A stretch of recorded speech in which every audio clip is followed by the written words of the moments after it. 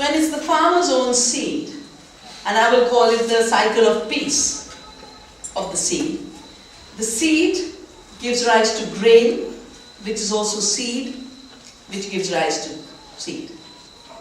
So the cycle continues.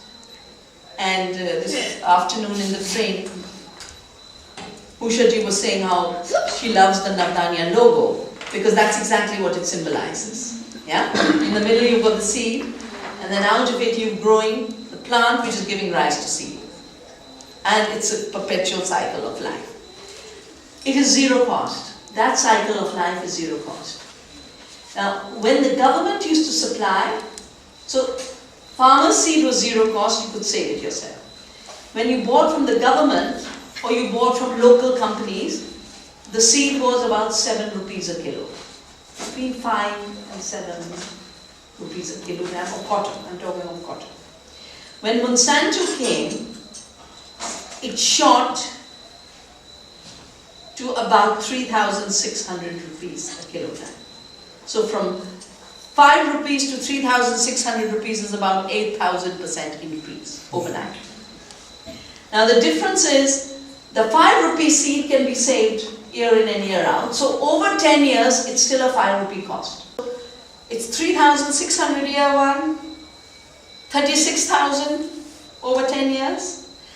It's supposed to control pests, but it's not controlling pests. You're getting more and more pests attacking. So you have a 13-fold increase, which means 1,300% increase in pesticide use. So 8,000% increase in seed cost, 1,300% in one season. Every season you just keep multiplying. Yeah? So the costs shoot up like that. Meantime, because of free trade, not only is the price of cotton not going up, actually in the year between 97 to about 2004, the price of cotton actually went down. So the farmers were spending 10, 20, 30 times more and getting nothing. You know, there are 3 kinds of seeds. Actually, there are 4 kinds of seeds. There's the seed that farmers breed, and that is open pollinated variety. That's what can be saved, because it's open pollinated, it's designed by nature. And you can take the seed from a harvest and grow it out again. Then you have the green revolution varieties, which are still open pollinated, you can still save them, but they are bred for responding to chemicals. And therefore they start to fail after a while, because they get too many diseases, too many pests, they don't function. The third kind of seed is the hybrid seed that is designed to bring farmers to the market, because it doesn't breed true, as they say. It's fertile. You can take a hybrid seed, grow it out, take the harvest of that seed. It will still give you something, but it will not give you as much as the hybrid. So it breaks down. So normally farmers can't save it, because it doesn't give you a good enough crop. And finally is the genetically engineered seed. And most genetically engineered seed is genetically engineering traits into hybrids.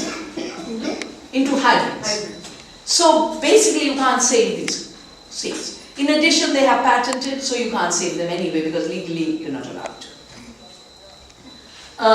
So the Monsanto seeds are genetically engineered hybrids. Right? So you can't save it, so you have to buy it every year. So all GM is inserted by the companies into hybrids, because they don't want farmers to save the seed.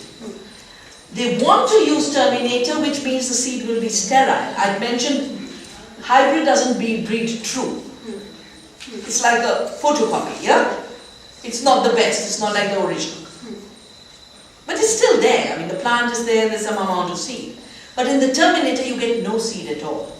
It's really a sterile seed. They've been banned from that because of the movement we built. We haven't allowed it internationally through the Convention on Biological Diversity. But from what I am told, they're probably using it illegally, the terminator technology. But you know, since they control the technology, they're the ones who can monitor whether they're using it or not. If they use it secretively, you don't know. Now, the farmers do not pay. What they do is they take it on credit. And the typical scenario is this. A farmer goes to the town where the seeds are sold.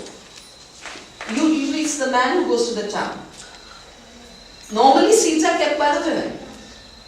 And in the town there are videos playing and the agents of the companies are there saying you're going to be like a superman, you're going to be rich, you'll be a millionaire. And they have all kinds of videos. Some videos having an American farmer with a hat and a Cadillac saying you can become rich like him. But they don't say you will become indebted like him. And the farmers really, especially when they see their gods telling them, buy this seed, they sign. And no, what do they sign against? They sign against their land, or they mortgage their land for the credit for the seeds. In addition to that, the companies have a system they have introduced which is called seed replacement. They make it look like it's a very, very progressive system. And I have sometimes written about this to say, seeds are not like dirty socks with holes on the toes, that they need replacement.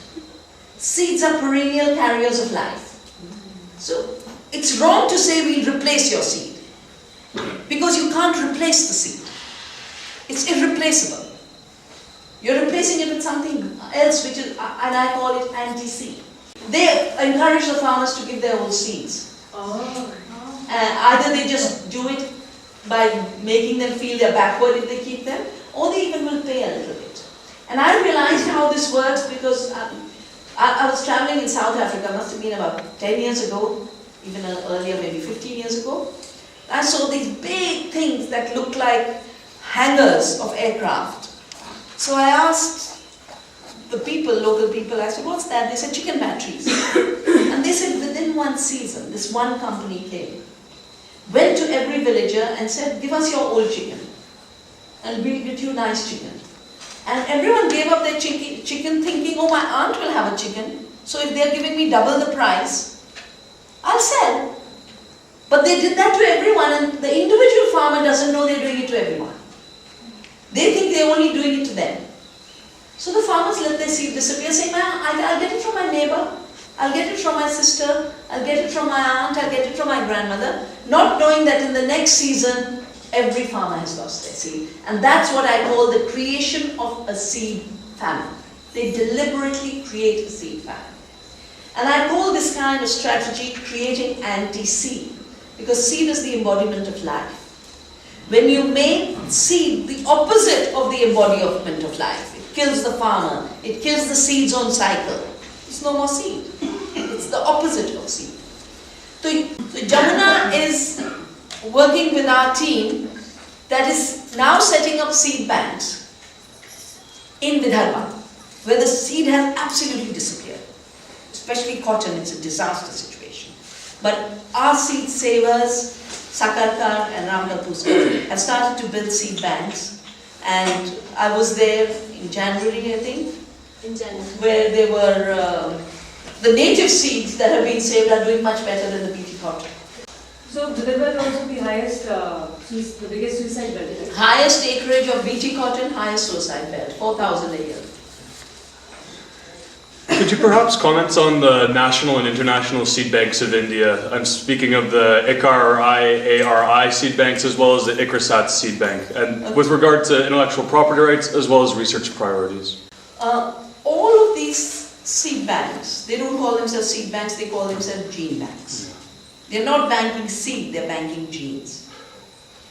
And what they're promoting is gene mining. So what they do is collect from farmers' fields, but they don't give back to farmers. I know this because I've gone to get seeds when I started Navdanya. I went to ICRISAT, went to ICR, and I said, we are starting saving seeds. Give us the farmers' seeds that you've collected. You've got hundreds of thousands of seeds. And they said, no, we cannot give back to farmers. We take from farmers, but we cannot give back to farmers. And the argument is the same. It's primitive varieties. The farmers will suffer. It's the farmer's own variety. It's like saying, stop speaking Hindi. Speak English. And if I say I want to speak Hindi, you say, no, it's a primitive language, forget it. Then they allow corporations to have access to these seeds. And the corporations then genetically mine the seed and take intellectual property on the seeds they have taken. And we fought many cases. We fought the case on the basmati. It was taken from a gene bank by the company called Rice-Tech, and then it patented it. On cotton alone, Monsanto is taking 1,000 crores, which is 10 billion rupees a year of royalty payment. So can you imagine if more and more crops get patented and more crops get genetically engineered? The companies have set the dream of $1 trillion royalty collection.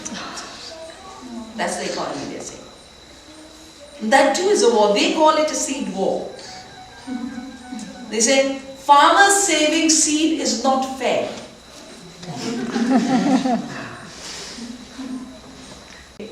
In India, the places where the seed has been lost is where Monsanto has entered, or corporations have entered. The government did, under the influence of the corporations, try to introduce something called a Seed Act in 2004, that's 6 years ago. And I saw a two-line write-up in an economic daily, and it was around the seed replacement, that there's going to be a new law to introduce seed replacement. But I know what seed replacement means. It means farmers' varieties are replaced by corporate patented varieties. We found the text of the law, and I traveled the country. I went all the way down Karnataka, Kerala, went state after state, and mobilized farmers. And we had worked out a very simple pledge. And Navdaniya's membership is based on a simple pledge. The pledge says, we have received these seeds from nature and our ancestors. It is our duty to save them for the future. Therefore, any law that comes in the way of our duty, we will not obey. Following Gandhi, who went to the coast and picked up salt when the British tried to make salt a monopoly. And Gandhi said, nature gives it for free, we need it for our survival. We will continue to make salt. We will not obey your law. So we did the same, and I think I must have collected, there's a photograph somewhere of me handing over these hundreds of thousands of signatures to the Prime Minister, saying we will not cooperate with your law if you try and bring this law, because we will continue to save our seeds.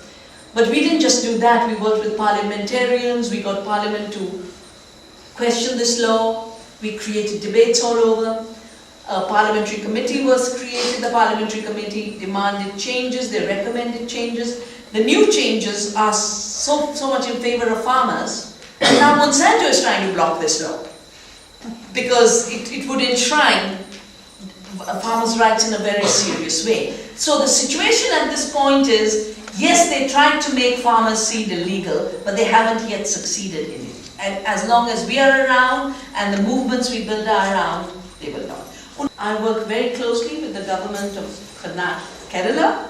Kerala has announced itself to be a GMO-free state. I mentioned the government of Bihar, which has just banned the GMBT. 50 governments of Europe we work with. I chair a commission on the future of food. 50 governments of Europe have banned GM crops. So actually there are just 5 countries that grow GM crops. Majority of the countries don't grow GM.